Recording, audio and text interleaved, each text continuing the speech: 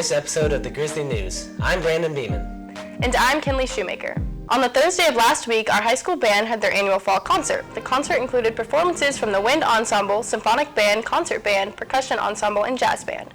Their concert was titled A Night at the Movies and featured popular songs from The Incredibles, Pirates of the Caribbean, and many more. If you missed the concert, don't worry. You can catch the Blue Regiment Marching Band competing at the Noblesville Invite this Saturday, with more information later to come. This week, students and staff may have noticed warnings on their car if they do not have a parking pass.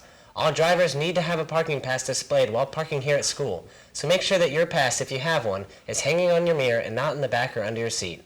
If you don't have a parking pass, you can buy them from the front office for $15. Make sure you buy one soon or your car could get towed. And make sure you park correctly and not sideways or wacky, because you can get towed for that as well. Congratulations to all of those who earned a part at the FCHS Drama Club production of Charlotte's Web. We will see students Alexis Hoff as Charlotte and Mackenzie Fox as Wilbur featured in the play. Great job to everyone who auditioned, and we look forward to the performance dates in the spring. There's another new class here at FCHS focusing on leadership around the school and the community. Here's Jake Trueblood for more on the story. I took a trip down to Mr. Powers' 7th period leadership class to learn more. So we started this class thinking that we wanted to do something kind of project-based, something where students can really be invested in their school. So I kind of had the idea, one of my college roommates teaches a class similar to this up in Michigan, and so I loved it. I thought it was a great idea, and being a Franklin alum, I just wanted to, I had a good experience here, and I think it's important for students to kind of buy into their own school and invest in that. In the short amount of time that I've had in this class, probably the biggest thing I've taken away is leaders have to have trust. If you don't trust the people who are supposed to be following you, they're not going to reciprocate the same trust to you. The class and Mr. Powers have identified 3 different problems that could be fixed within the school. And so now we've come up with 3 different ideas of how we can try to fix that. So they've come up with creating like a Google Classroom that has all the events in it to give students an idea of what's going on in the school and let them connect with other people. There's a buddy mentorship program for freshmen and sophomores, same thing, just to kind of help them along throughout the school year, and then also just kind of tackling that emotional health and how we can build on that, how we can improve that.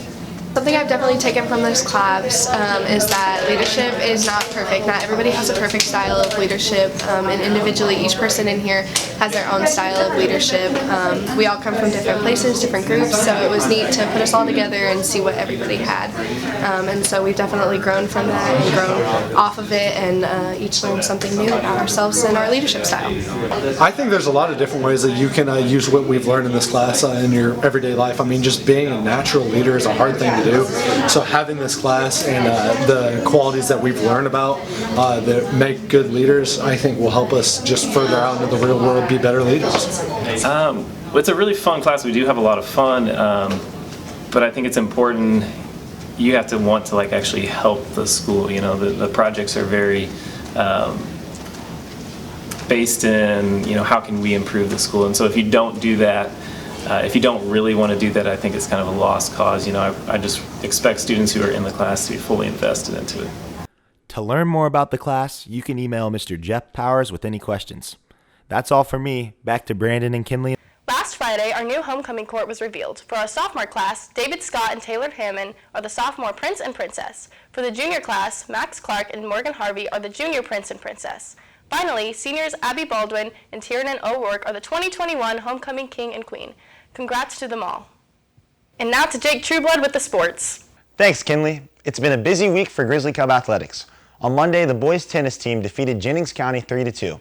They lost to a tough Center Grove team in the first round of sectionals Wednesday night to end their season. Last Saturday, the girls cross country team took home the conference title with a strong 46-point showing. Lauren Klim crossed the finish line first to take home her 2nd consecutive individual conference championship.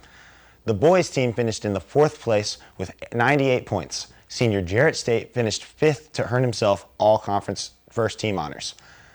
Both teams will be back in action for the county meet tomorrow morning. The girls volleyball team beat GCA Wednesday night, and they will be hosting the North-South Showcase at Franklin tomorrow morning. Moving on to girls golf, Ava Ray advanced to the IHSAA state meet as an individual this past weekend and will be competing for the state championship today and tomorrow. The flag football team heads to Mooresville tomorrow to take on Martinsville at the all-day-long sectional event. The winner of this sectional event will advance to the regionals the following Saturday. The boys soccer team beat New Pal on Tuesday night at home. The win was Coach Harris's 150th as the Grizzly Cubs head coach. The team drew Southport in the first round of sectionals, which will take place next week. The girls soccer team lost a heartbreaker to Mooresville on Monday night that took 2 halves, 2 overtime periods, and a round of penalty kicks to decide a winner. Wednesday night, they traveled to Plainfield, where they lost, with penalty kicks once again deciding the result. The football team is on the road tonight as we travel to Plainfield to take on the Quakers. The student section theme is Toga Night, and the grade with the most fans in attendance gets to pick the theme for the Decatur Central football game. So make sure to show out in your togas. That's all for sports this week. Back to Brandon and Kinley. Thanks, Jake. That's all we have for the news. I'm Brandon Beeman. And I'm Kinley Shoemaker. We'll see you next time, SCHS.